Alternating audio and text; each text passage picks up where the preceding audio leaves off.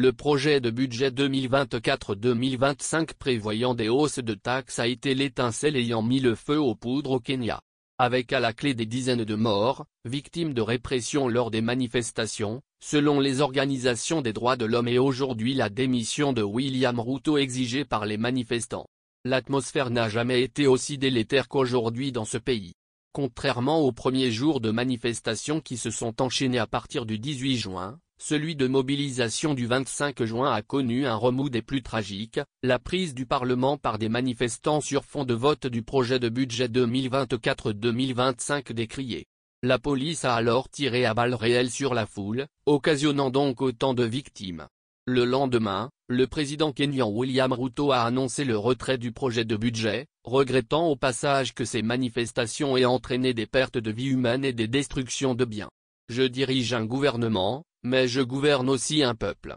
Et le peuple a parlé, a-t-il déclaré enchaînant, après avoir écouté attentivement le peuple kényan, qui a dit haut et fort qu'il ne voulait rien avoir à faire avec ce projet de loi de finances 2024, je m'incline et je ne promulguerai pas le projet de loi de finances 2024, qui sera par conséquent retiré. Si pour William Ruto les manifestants ne méritent le traitement qu'ils ont subi, il a promis de veiller à ce que les responsables soient poursuivis en justice.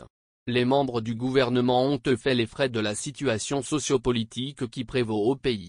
Afin de répondre au fardeau de la dette, augmenter les opportunités d'emploi et lutter contre la corruption, William Ruto a annoncé jeudi 11 juillet le limogeage de la quasi-totalité de son gouvernement, hors le ministre des Affaires étrangères et le vice-président kényan.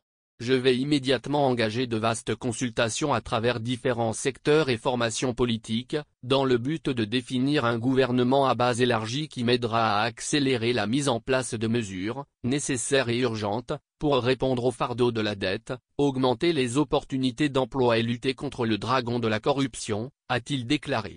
Reste à savoir si cette décision achèvera de calmer une jeunesse qui exige maintenant la démission pure et simple du chef de l'État lui-même, témoin le hashtag Ruto must go Ruto doit partir, sur les réseaux sociaux.